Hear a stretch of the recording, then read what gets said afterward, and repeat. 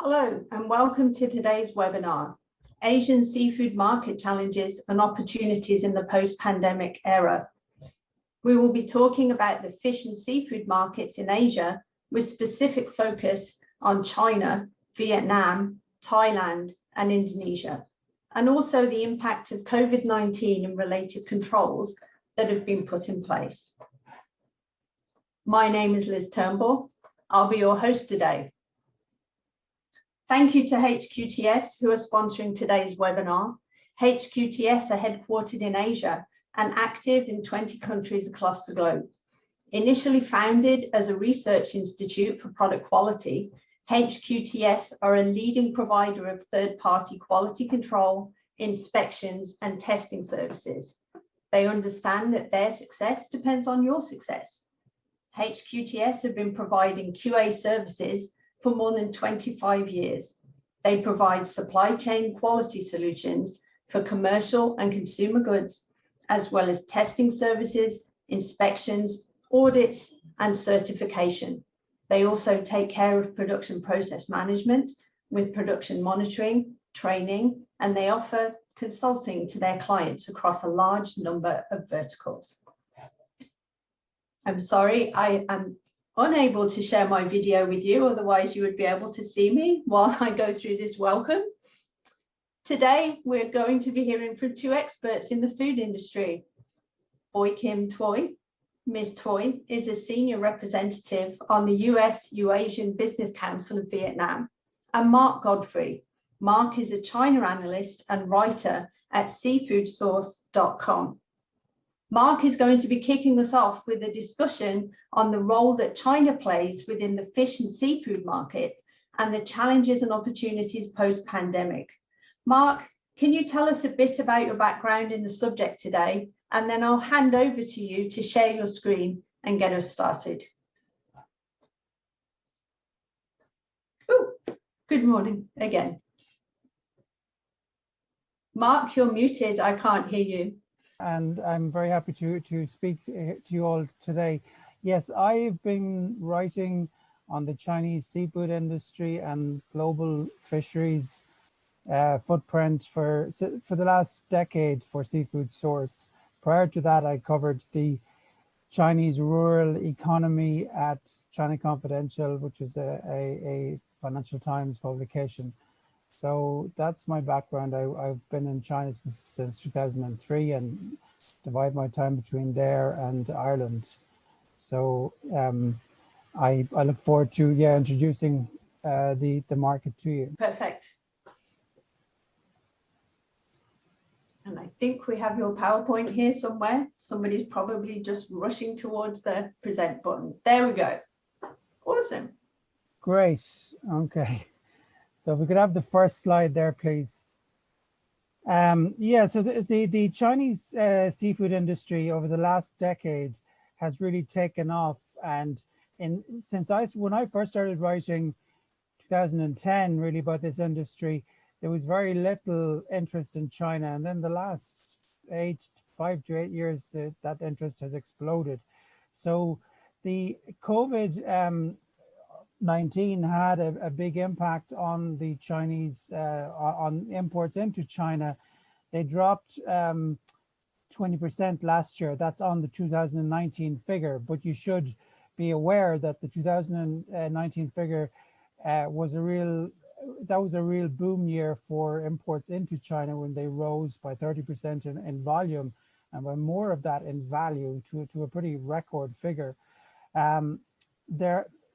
So there has been, as I said, a big increase in the imports over the past decade, and I don't see this changing.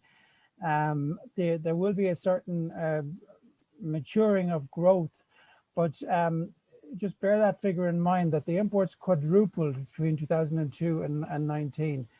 And there's a lot of estimates from people who work in the industry in China and people who observe it, but it's often suggested that there will be a 6 million tons seafood supply gap in 2030, and that's I view that as rather conservative, and that's based on the gap between local production and consumption of seafood, which will be 72 million tons as projected in 2030. So if we could have the next slide, please.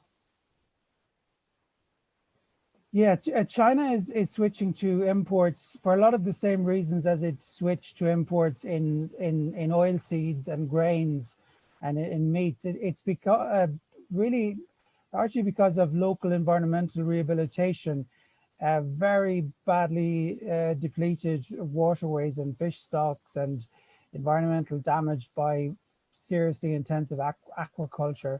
And then rural depopulation and rising wages are really having a major impact on the effectiveness of doing aquaculture in China anymore, to the extent that was done in the past. I mean, there is modernization happening as well, but the Chinese rural economy is really unique in the sense of the land and credit situation. So I don't see the aquaculture volumes rising much beyond where they're at the moment.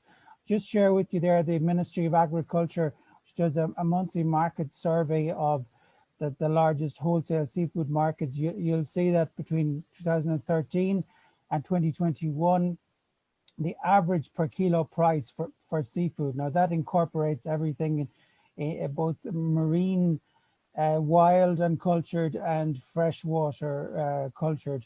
So there's been a significant rise in average prices as the local supply becomes more controlled. So it makes sense then that China would be encouraging new supplies of seafood commodities. Look at Ecuador. That's been an extraordinary story in terms of the sheer amount of shrimp they have been shipping to China in the last decade. The growth has been extraordinary. And then there's growing demand for salmon. Salmon is becoming a real middle class species alongside shrimp in China. Squid is eaten right across the population. And then there's a demand for traditional staples. So the traditional fish that was always eaten at the household level in China, ribbon fish would be a classic example. There is a shortage of that as China closes its domestic seas to rehabilitate its depleted stocks. And as I said, it's cheaper to produce shrimp in Ecuador right now than it is in the province of Guangdong in southern China. So we have the next slide, please. So yeah, sorry, we're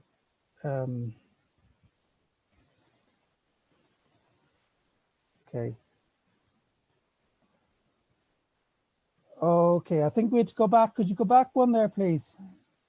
Yeah, so factors, oh, sorry, go forward one, apologies. Yeah, there, please, there. So for the live seafood products, I'll just give you a quick introduction of it. Many of you may know this. To export into China, I get so many emails every day from people around the world seeking to sell into the Chinese market. And the first thing you ask is, well, does your country have a protocol to actually export the species? And that's a protocol between the ministries of agriculture of China and your country. And that allows you then to have to produce an export health certification based on satisfactory laboratory results from your country, because there's a lot of issues, as I'll touch on later.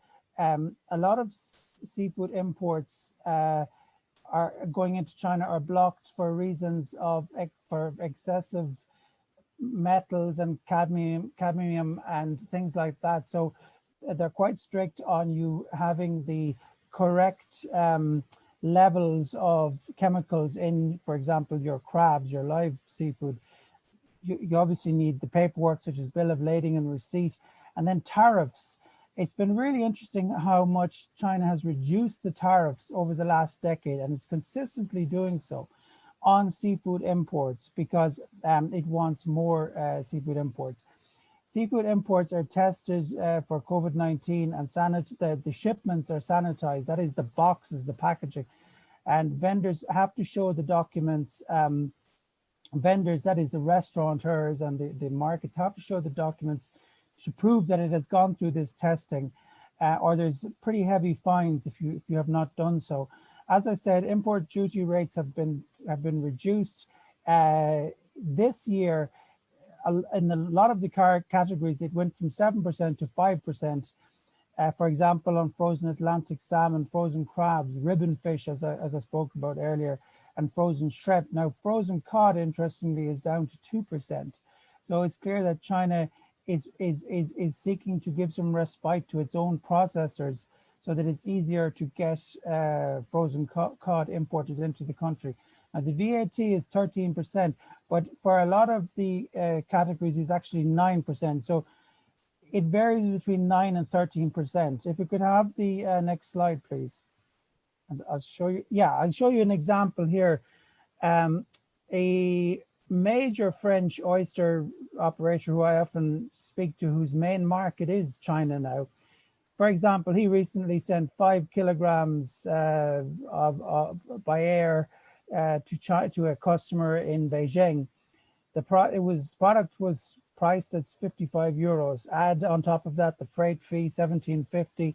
It arrives in China, 72 euros 50. Then he pays the duty is 7% of that. VAT is 9%. So the end cost to the importer is, as you see, 87 euros 93. So, excuse me, it's quite significant. You know, there's significant costs to be borne for the importer. Now, the fees for the COVID testing and sanitizing, since July 2020, China has required this testing of seafood imported into China, and the costs are quite significant. So per shipment, so 170 euros to 195. So you really need to have something that's economically feasible to ship before you pay that. Now, it is the importer that's paying it, but the importer is obviously going to have to pass that on somewhere. So if you could have the next slide, please.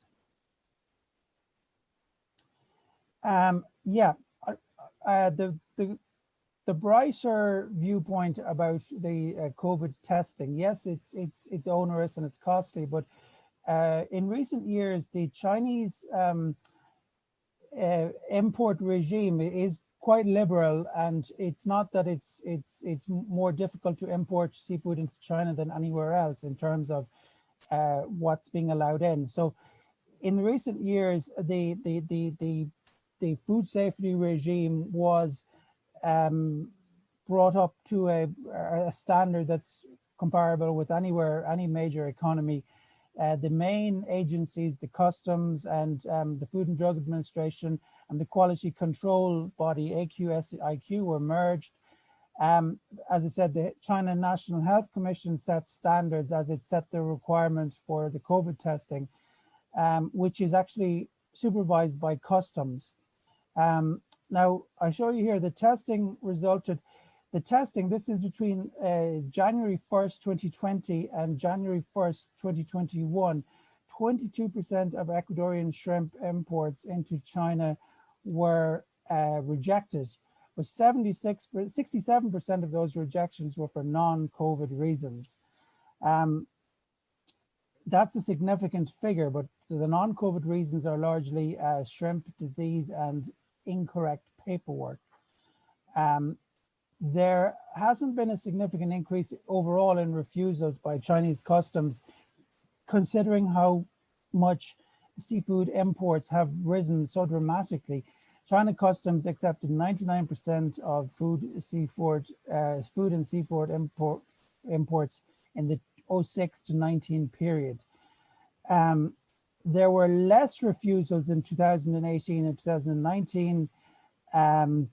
And if I could have the next slide, please. Yep. So the US Department of Agriculture, which has studied this intensively, estimates there were 64 refusals per $1 billion of food imports in between 06 and 2019, which is a pretty good rate if you're somebody who's shipping seafood to China. The figures were very low in 2018 and 19. The inspections there's a period, and this is something you should bear in mind if you're an exporter. The inspections tend to rise in particular years where there's a political campaign, such as '07, they were preparing for the Beijing Olympics, and 2017, there was a major crackdown on smuggling and obviously corruption, political corruption related to that. Obviously there's a surge again now because of COVID in inspection. So I'm overall optimistic about the post-COVID picture in terms of inspections and admittance levels into China.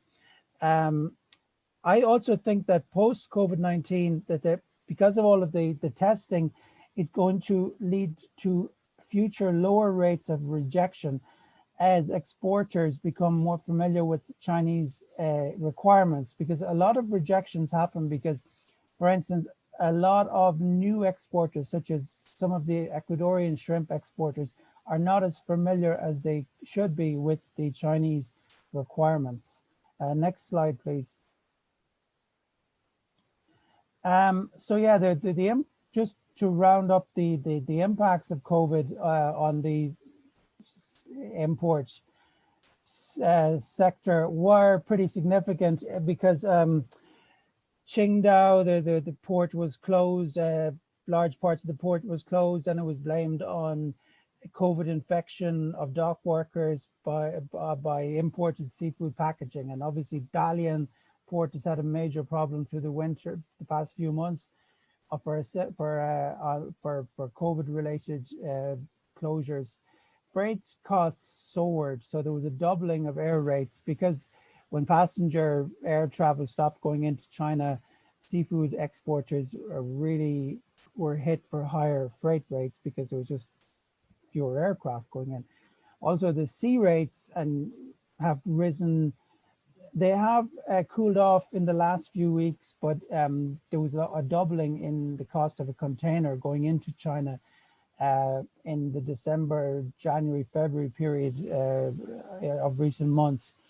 Processors and customers reassess. So is China domestic market the answer? What I mean by that is a lot of China, as you know, has a huge seafood processing industry, where they process for foreign clients, cod and similar whitefish. And a lot of processors have just become so frustrated with importing seafood into China that they're considering, well, would it not be better to, then exporting it back again to the European or the US client, would it not be better to sell that in the domestic market? And that is a longer transition that's been happening in recent years, the shift to the domestic market rather than exports.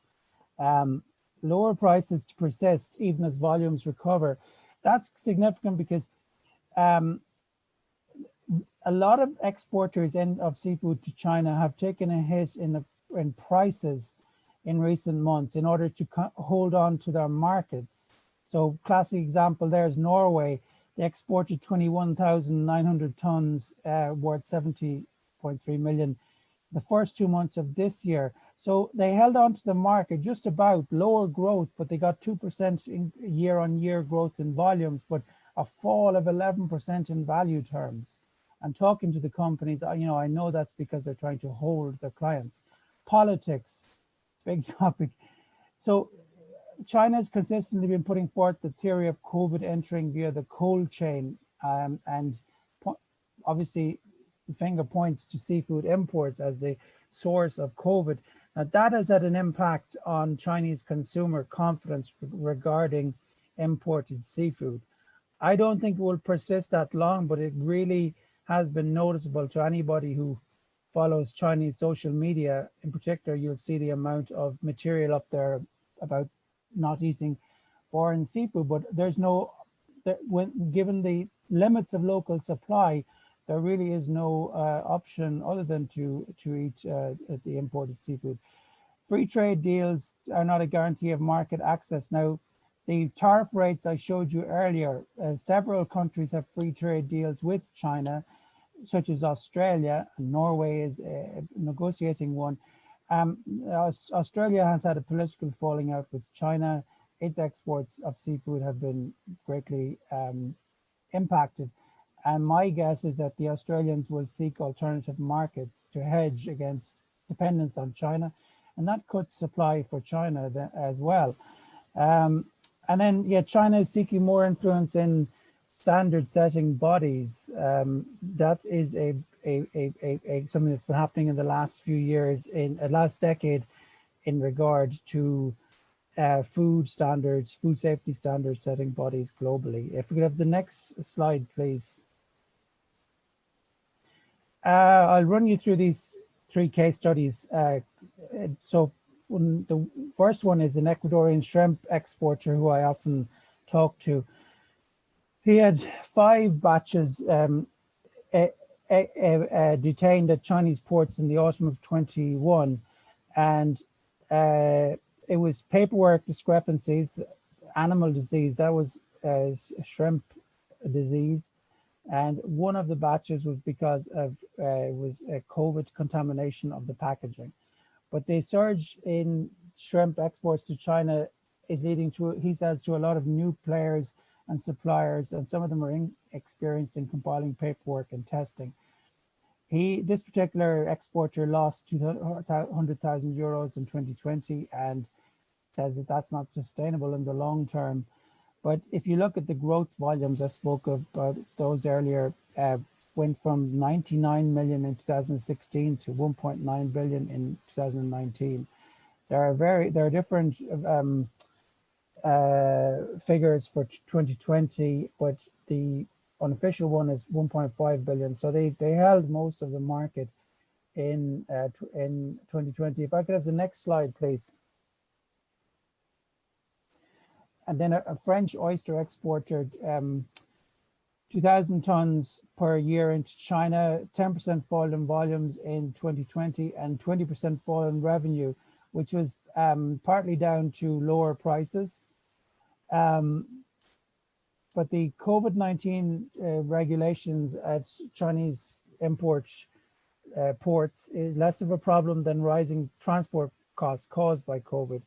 We struggle to find alternative air routes to China because the normal passenger traffic is cancelled. Less choice. So they're paying 40% extra on freight and having to use Middle Eastern carriers. But the positive thing they saw out of the COVID period is there's less smuggled seafood product entering China, which in the long run will support the prices that they get.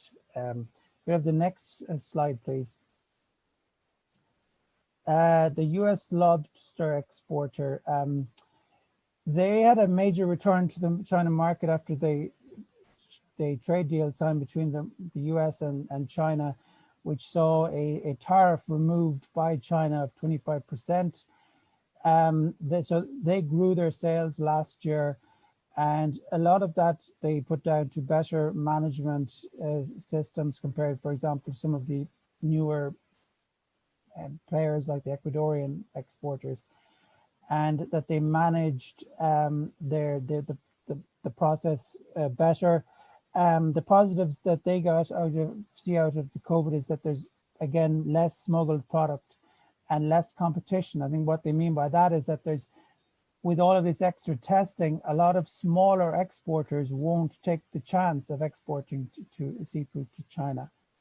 If we could have the next slide, please. So post-COVID, China needs seafood imports, but will China's projected consumption rates materialize? I talk with a lot of exporters every week, and all of them predict a big rebound in Chinese demand in the second half of 2021. They're expecting that there'll be a 20% overall increase in Chinese seafood imports this year. But I myself worry about some of the broader economic conditions in China. Income inequality, I think, is a big long-term challenge. The Gini coefficient in China is higher than it is in the US or EU.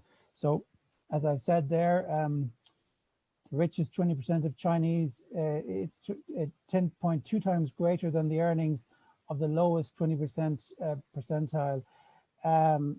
Whereas in the US, it's 8.4. So in other words, there's a bigger gap between the very rich and the lower earners in China. And because of that would explain why consumption as a percentage of GDP fell last year, whereas the growth in the economy is coming from investment in infrastructure. And I think that's a problem for consumption in general into the future. And it would be something that I would closely watch. So I think we're coming to the end. Have we got another slide?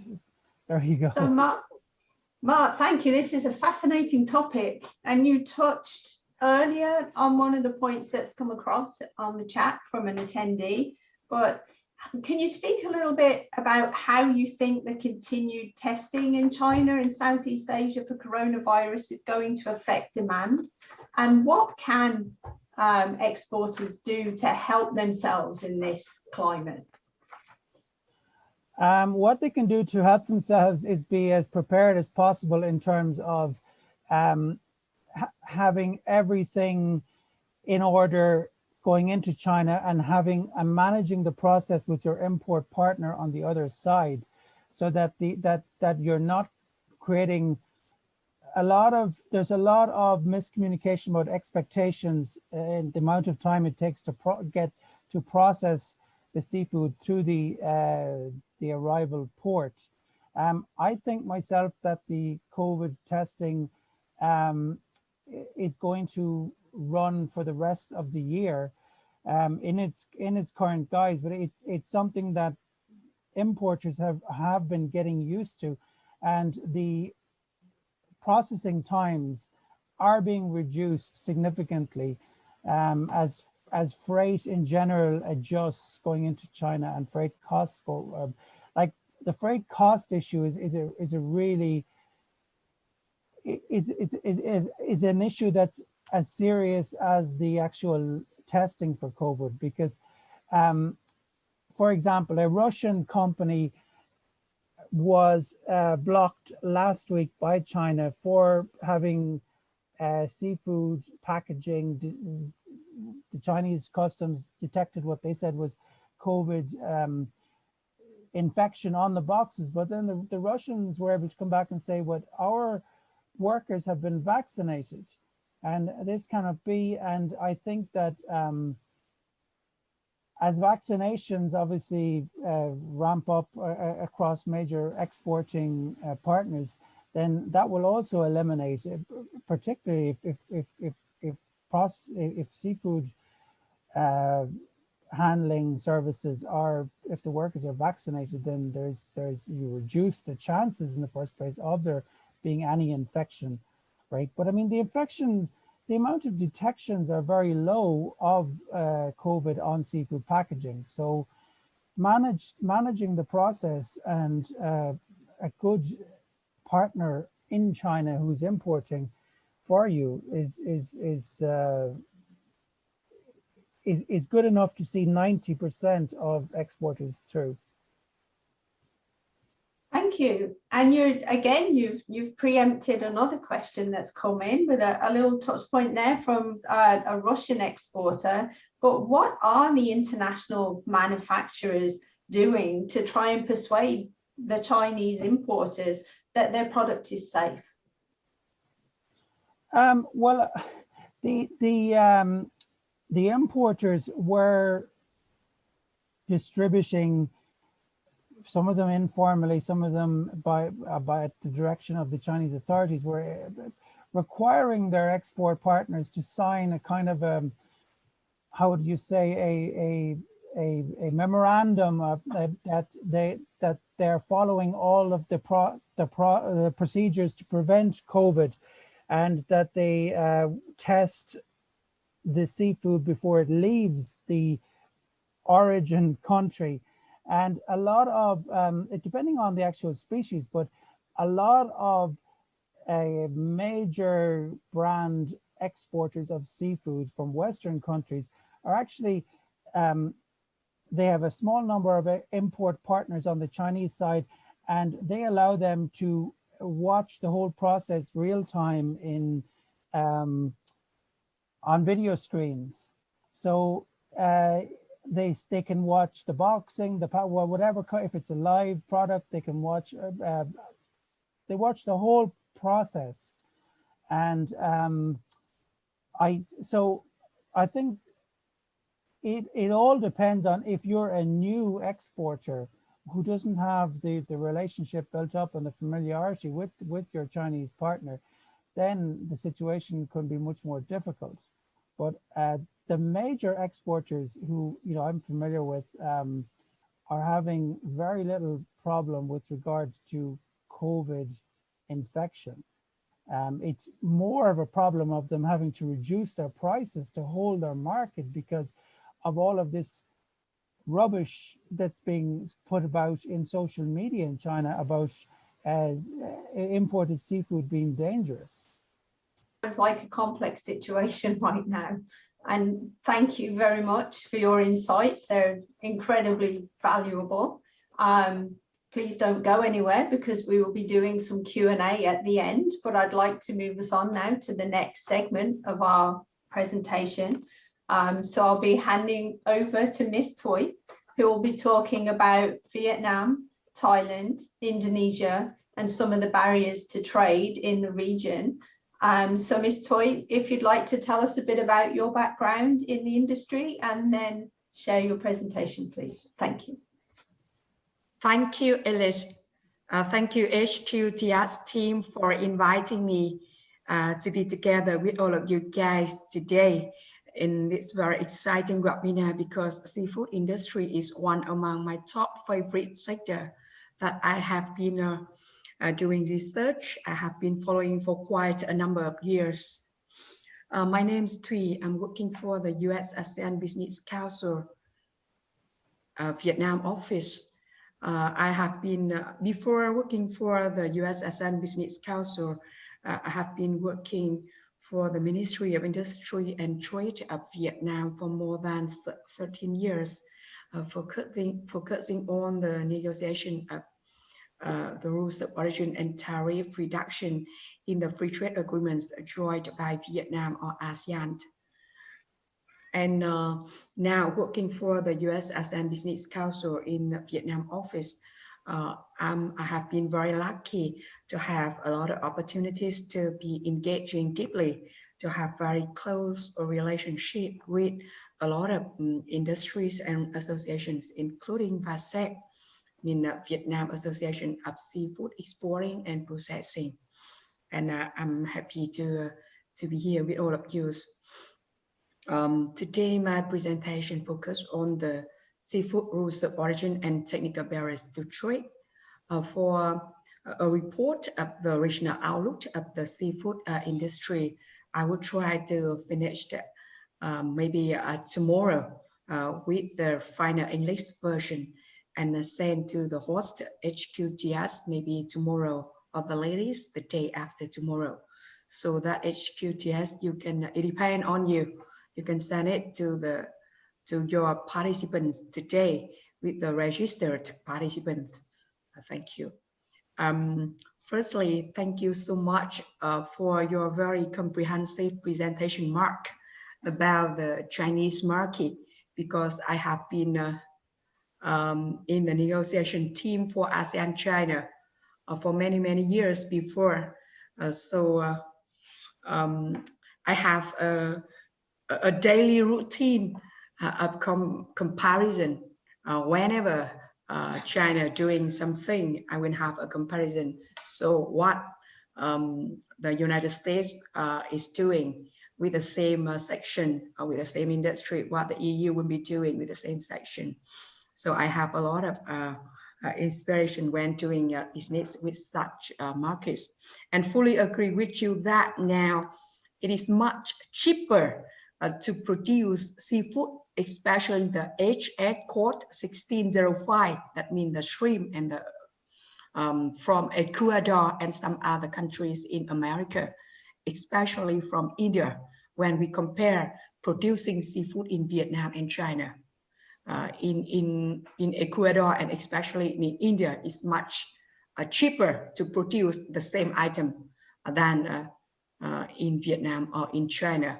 So it has created the very competitiveness for our market in the seafood industry. Next slide, thank you. Here is the map of the free trade agreements joined by Vietnam. We have so far 17 FTAs. We have ASEAN, ASEAN China, ASEAN Korea, ASEAN Japan, ASEAN Australia, New Zealand, ASEAN India, and the most recently that all of you know already that we have the RCEP, Regional Comprehensive Economic Partnership. And what a pity, in the last minute, India decided to withdraw from this comprehensive FTA. And many people think that and hope that India would re-decide to come back to RCEP on a lucky day, like the many people think that the United States can come back to CPTPP. But I do think personally that India, as well as the United States, could not come back to both FTA.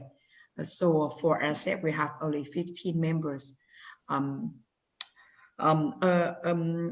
very interesting comparison to provide to you that the rules of origin for the seafood industry under RCEP is more difficult than the rules of origin for seafood industry applied in any separate FTA like ASEAN or ASEAN China, ASEAN Korea, ASEAN Japan, ASEAN Australia, New Zealand, and ASEAN India.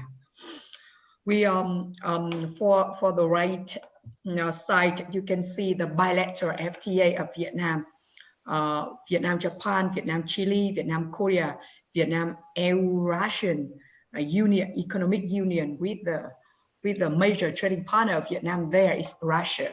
We also have CPTPP, and for the last 3 FTA, it is the most recently we have ASEAN Hong Kong China. ASEAN Hong Kong China is a separate FTA from ASEAN China. When we negotiated this FTA, the Hong Kong side, they strongly hope that if they finalize the ASEAN Hong Kong, it could help them to officially, legally join RCEP as an official member to be separate from China. But they were not lucky, as you will see. The uncertainty of political issues in Hong Kong refrained Hong Kong from joining RCEP. So we have a separate FTA that is called ASEAN Hong Kong. We also have the Vietnam EU, that means EVFTA, to take into effect, taking into effect since last August 2020. I'm sorry. We also have Vietnam UK FTA.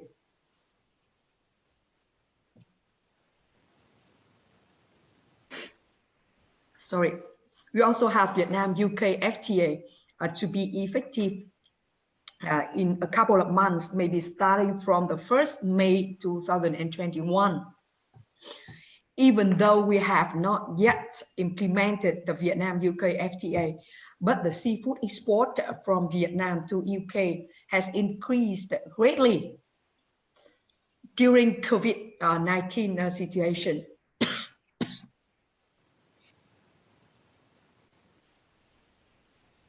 Additionally, we also have another FTA, a small FTA, but make a great contribution to the EVFTA. It is called Vietnam EFTA. That means it is with EU free trade zone from covering Sweden, Switzerland, North Island, and North Island here. And we also have Vietnam Israel. Sometimes in some articles on media, you can hear Vietnam also have FTA with Cuba. I confirm that we have a trade agreement with Cuba, Vietnam, Cuba, but it is not an FTA. It is partially a trading agreement focusing only on the rules of origin and tariff reduction, where you can find that the seafood or the seafood products there can enjoy the tariff elimination at 0% if the seafood meets the rules of origin requirement under Vietnam-Cuba trading agreement, it is not an FTA. Next slide, thank you.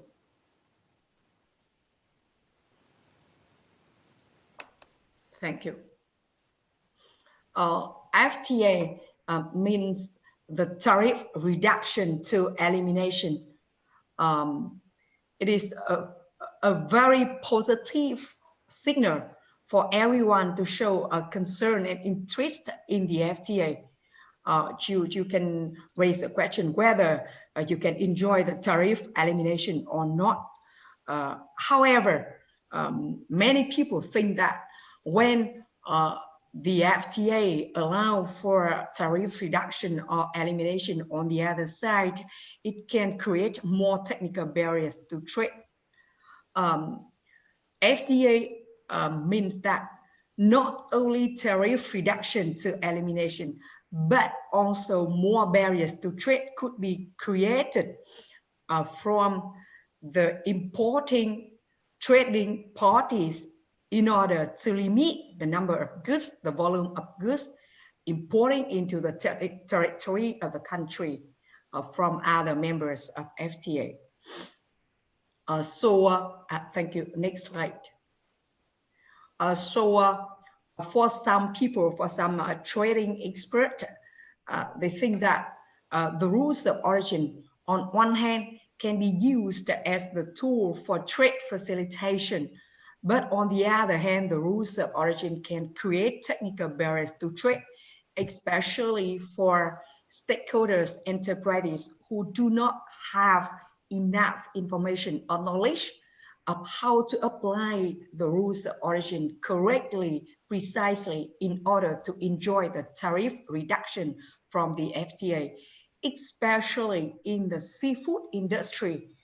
When in the high season, that means in the peak season, enterprises, producers could not have enough input, and they have to import the raw materials from outsiders. They can import the input from Ecuador, as being mentioned in Mark's presentation. They can import the input from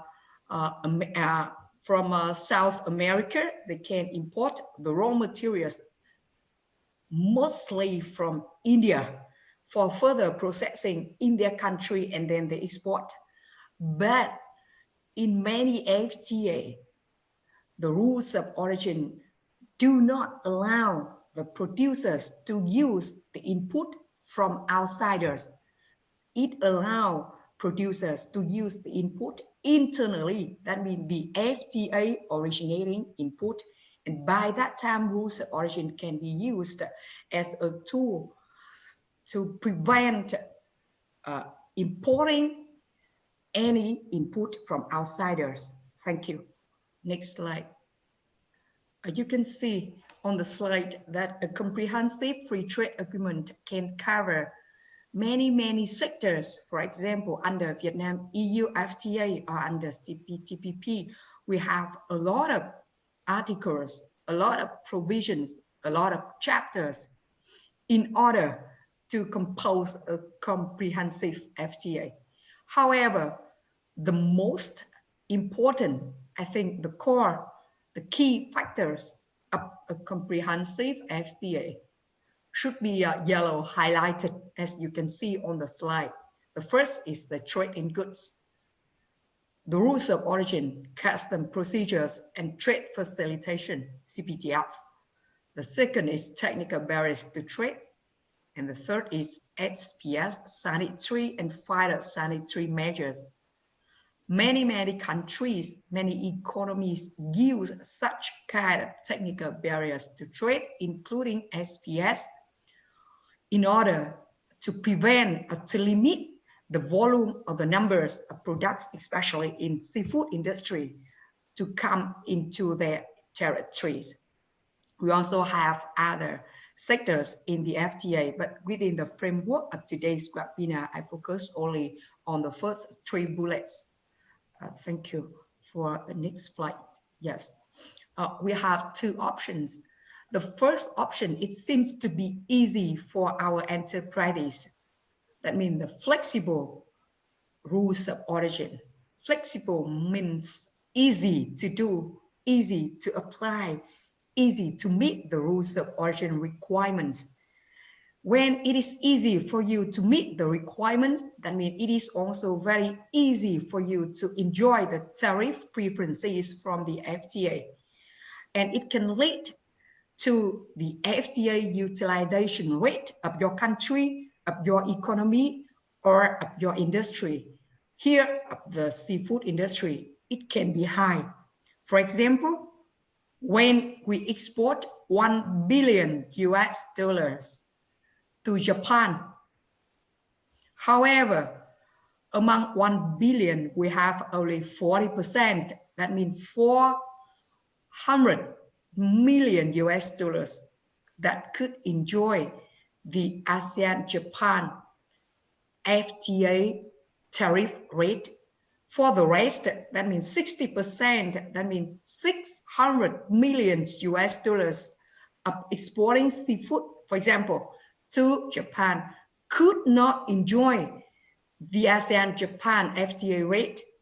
They have to suffer from the WTO MFN rate as being mentioned in Mark's presentation. That could be higher than the FTA rate.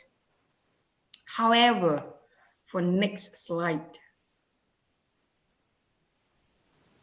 Thank you.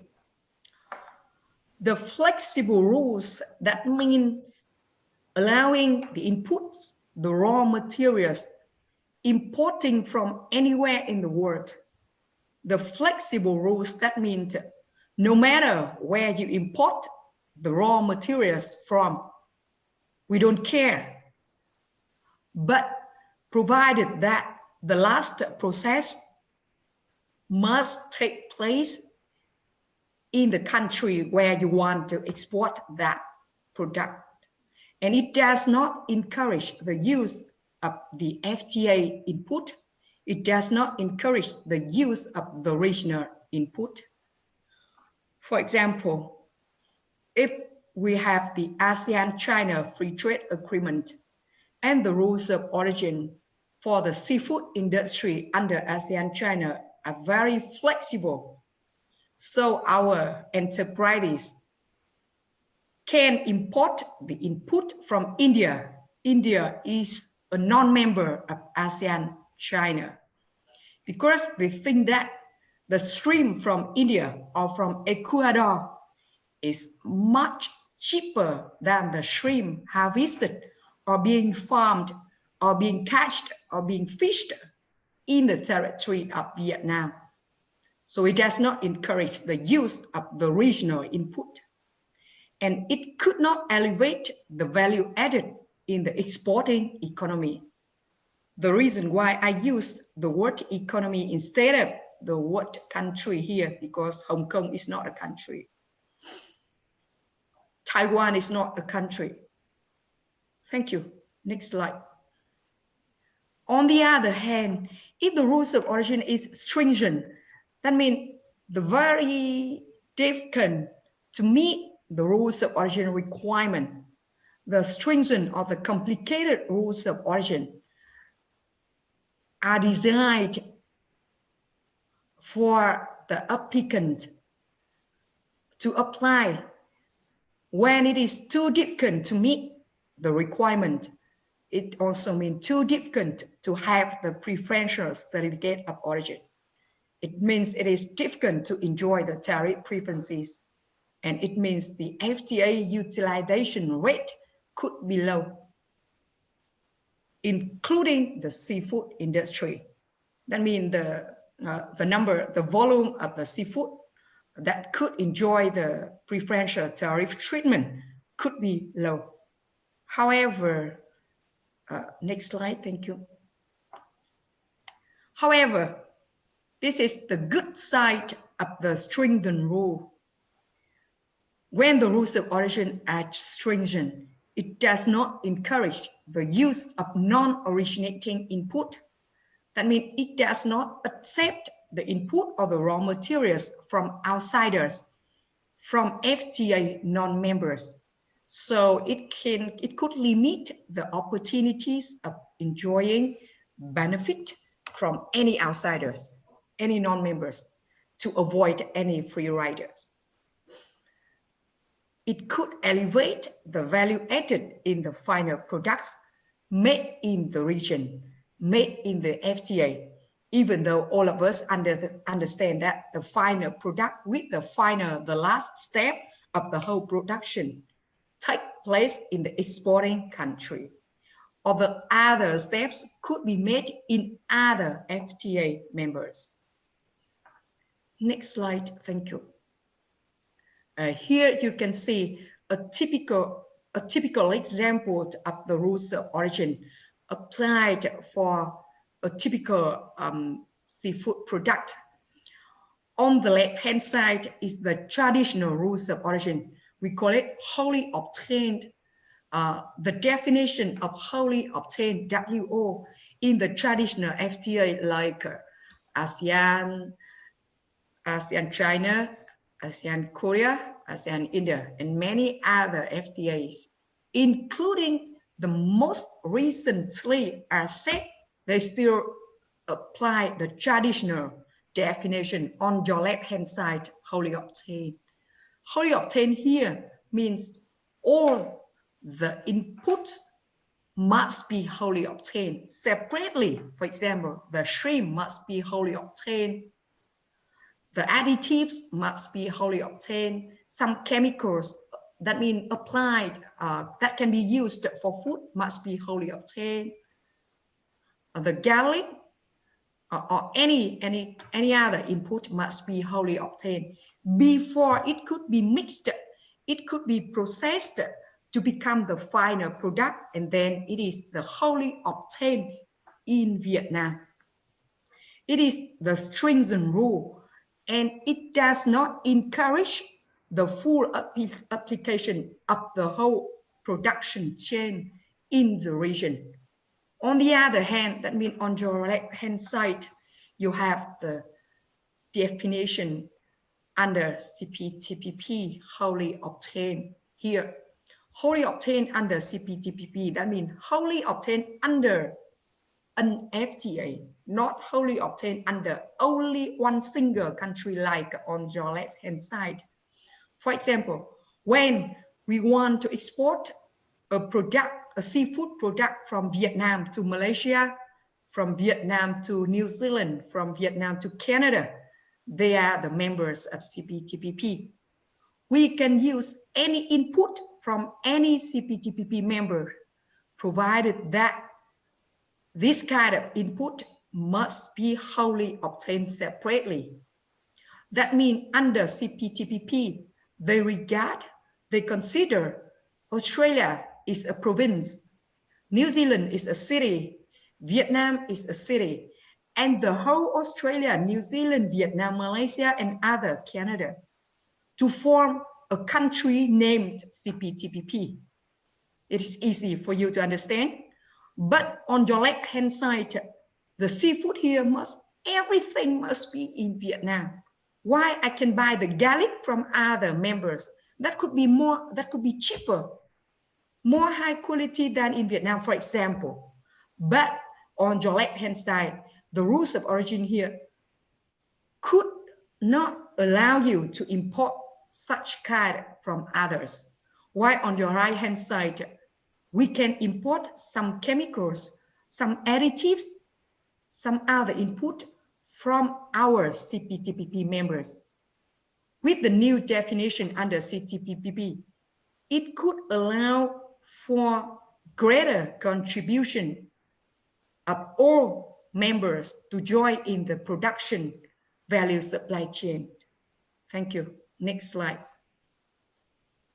Here is a comparison I have made to compare the rules of origin applied for HX Code 1605. 1605 is a very typical, it's a very typical example and a very typical products exporting and importing all over the world. It is the shrimp and the crab. a little bit complicated in terms of the technical words here, but it's easy for you to understand that the rules of origin in most of the FTA allow for using the input from outsiders, or at least using the input from members, but it must be wholly obtained before using. But the rules of origin apply for the seafood industry under EVFTA and Vietnam-UK FTA is the most stringent rule when compared with other FTA in the world, not only FTA joined by Vietnam or ASEAN. They require that Chapter 2, Chapter 3, Chapter 6 must be wholly obtained within Vietnam and EU. So that means if we do not have enough input in the peak season, we could not import the raw materials, the raw shrimp from Ecuador or from India, and then further processing and then exporting to EU. We could not enjoy any tariff preferences under EVFTA. So is it easy for you to understand? Okay, next slide. I'm sorry because I do not have enough time. This is a threshold for CO exemption. It is, we also call it a technical barriers to trade. For most of the FTA joined by Vietnam or ASEAN, the threshold for exemption of CO is only 200 US dollar. For Vietnam Korea FTA, it is 600 US dollar, and for CPTPP, it is 1,000 US dollars for one shipment. Next slide, thank you.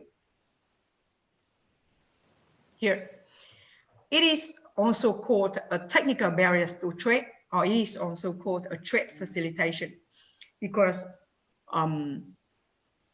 for most of the FTA in the world, we still use the scheme of conventional certification, like applying for a certificate of origin. We have to wait from 30 minutes up to 3 working days in order to have a CO. It takes the time, the human resources, the fees, and the trust consumed to fulfill all related administrative procedures. While on the right-hand side, with the self-certification or self-declaration applied under the Vietnam-EU FTA, under CPTPP, the authorized enterprises are allowed to issue a self-certification or self-declaration for their own products. They are very proactive in all related procedures. So they save the time, the cost, the human resources, and by this way, they maximize the benefit that they could have from free trade agreements like EVFTA or CPTPP. Next slide. Here we have the report for the regional outlook for the seafood industry in the region, especially in Vietnam. A scanned PDF file soon to be sent to the registered participants through HQTS. I will try to send HQTS maybe in a couple of days so that you can use it for our participants today. Thank you for joining us. I'm sorry because we don't have enough time for my presentation. Thank you. Thank you so much. This is such a large topic. There is so much to say about seafood exports and the paperwork requirements. And I have a question. We've got some coming in, but if you are attendees, if you have questions, please place them in the chat and we will put them to our wonderful presenters here today. So the first one I have is probably for you, Ms. Toy. So where do you see the opportunities for exporters right now? Whether that be a specific product that's doing really well or a specific market that's being more open to exports. Could you comment on that for us, please? Oh, thank you. An interesting question, and I'm happy to answer. Even though we have all the world, not only Vietnam and the region, we have undergone the COVID-19. It's really bad for all of us, but for the industry, the seafood industry, it is not bad. With a lot of positive signal through the data that we have been collecting through the years. from Vietnam, I will say from both sides, from Vietnam, when we export to the world, to the United States, to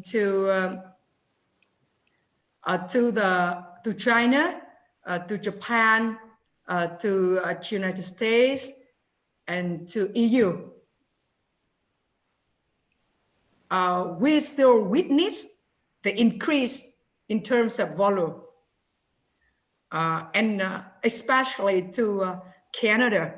Maybe it comes from the benefit that enterprises can enjoy from CPTPP. The volume of export of seafood from Vietnam to Canada has been raised to 34% through the whole year 2020. That means we have a lot of opportunities from Vietnam exporting to the world, especially to Canada and to the CPTPP members. We also see and witness the increasing volume exporting to the United States, to China, to Japan, to Korea. We only witness a little decrease, but just a little bit decrease from only 3% to 6% exporting from Vietnam to China and to Japan, but a very small volume in decreased. And yet from other side, we also import from the world. We export to the world nearly 8.5 billion US dollars to the whole year of COVID-19, I mean 2020. But we also import seafood from outsiders into Vietnam. Last year, I mean 2020, we import nearly 2 billion US dollars of seafood into Vietnamese market. But as far as I can observe from the detailed data, 50% is the input. That means we import from such market like Ecuador, like Bangladesh, like Sri Lanka, like India. And we use that input for further processing and then export as the final seafood product to the world. And half of the import we use for domestic consumption. That is the final products being used for domestic consumption. We do think that there are a lot of opportunities for exporters from the world that could export products of seafood into Vietnam, because now Vietnamese people has been, the quality, the living standard of Vietnamese people is getting better and better. And they have the strong requirements for having the imported products with high quality, especially the seafood products. All of these data could be given to you maybe in a couple of days. Okay, thank you. So Mark, your thoughts on opportunities within this market right now, given the environment? Exist in the Chinese market are those that existed before COVID. The requirements from China for replacement right across the price range, for replacements of things like ribbon fish and Spanish mackerel, right through to brown crab from the UK and Holland, right through to salmon is going to grow. Demand for that is going to grow about 10% per year for the next 5 years, in my view. There will continue to be a strong demand for shrimp, and there will continue to be demand for oysters.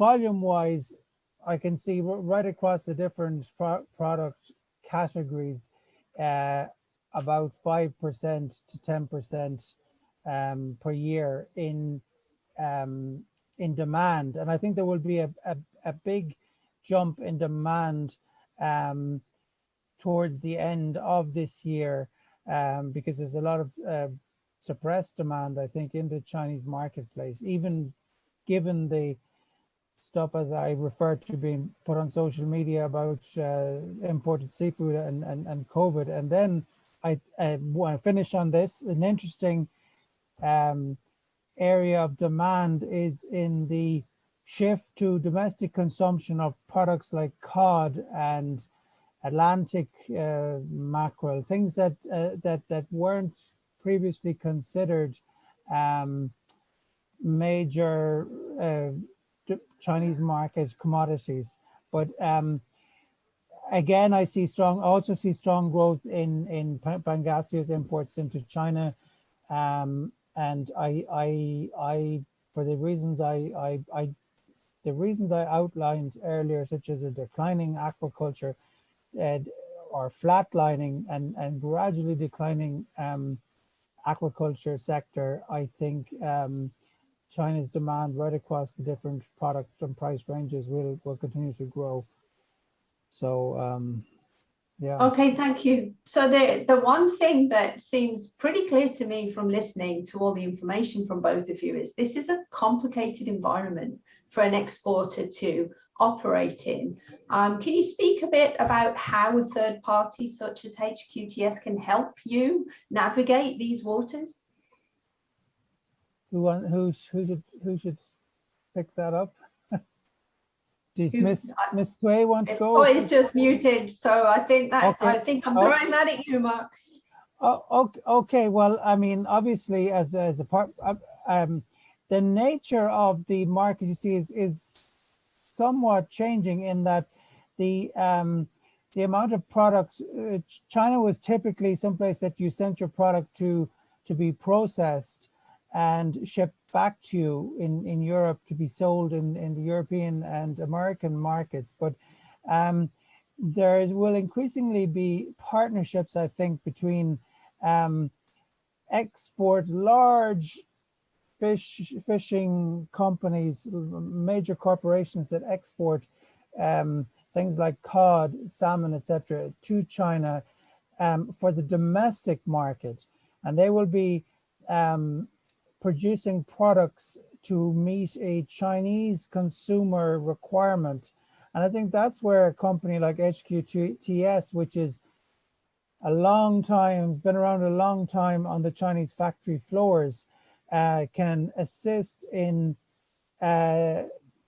meeting the standards and the processes required to come up with the products for the Chinese consumer, the Chinese, perhaps the Chinese restaurant chain buyer who wants large amounts of shrimp and low-priced whitefish inputs for all of these new noodle and hot pot chains opening around China. So a partner who could manage and ensure that the standards on the factory floor, the processing factory floor in China, meets the standards that you have yourself back home in your processing factories, to retain your reputation in the Chinese consumer marketplace. I think that's where a company like HQTS could play a role, big role. Yes, absolutely, to help you with boots on the ground in the country where you have a vested interest. Because that transition to the domestic market is something that I see really continuing, and it will, bring its own questions and problems for buyers of seafood in other markets, because that if that supply is going to be remaining in China, then we have questions about the obvious questions about pressure on pricing for these products in other markets. Yeah. So we have another question that I think is very relevant. It certainly touches me day to day in the regulatory environment, and it's probably Mark again. Sorry, Ms. Toy. But how is Brexit impacting this environment with the UK forming their own regulatory landscape? The Brexit, it's funny. I think the Chinese were completely fascinated with Brexit because it spoke like that row about fishing rights has this kind of a parallel, and I'll be brief on this. It has a parallel in China where China has so many issues around fishing, disputes around waters with its neighbors. And I was amazed at how large the coverage of the fishing issue of Brexit was right across the Chinese media. I mean, I read a lot of Mandarin news every day, and it makes sense because they're trying to understand, well, how it was dealt with there. But from a market point of view, the impact really hasn't been seen yet, because the issue around a lot of the British fishing companies and fishermen are quite small scale operators, and I would meet some of them at trade fairs in China, and they would be working as cooperatives to export to China. Now, I don't think they've gotten around yet to getting the kind of scale and operational know-how required to shift some of the product that was going to the EU to China as an alternative. And then there are separate issues around a key export commodity out of UK and Ireland was the brown crab. There's crazy demand for that in China, but there's a separate issue around excessive metal.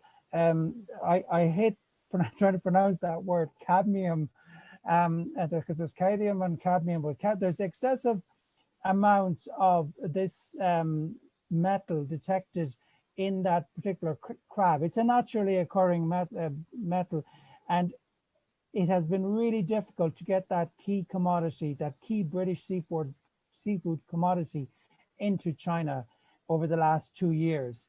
And that market has kind of gone to the Dutch, although some of it is British crab as well. So Brexit, I think it will take another at least a year for the smaller scale British fishing company to get the kind of scale and know-how together to export to China. Because and if I can give the example, there's a lot of Irish oyster exporters exporting to China. It's become their #1 market. But how they originally went was as suppliers to French oyster companies. So if you see it, like the product went from Ireland to France, where it was all put together and shipped on to China. But obviously that option doesn't exist in the British case. So it would require, to pay all of these extra COVID sanitization fees. Now, you want to be very organized as a British exporter to tap into China, right? So much. And I'd like to thank everyone for joining us today. I'm going to wrap us up. We've gone a little bit over time. I'm sorry for that, but there is clearly a lot to talk about on this topic. I know your time is precious and we do appreciate you spending it today with us. This webinar has been recorded. It will be available on YouTube. The link will be sent out to everyone that gave us their email address. And if you do have questions that we didn't get to today, or you think that HQTS can help you with your business, then please reach out to inquiry@hqts.com and someone will get back to you with an answer very quickly. Thank you so much and have a wonderful rest of your day. Thank you, Elise, and your team. Thank you very much for having me. Thank you, Mark, for your very insightful. Good to talk with you. Okay, good. Bye-bye now. Bye.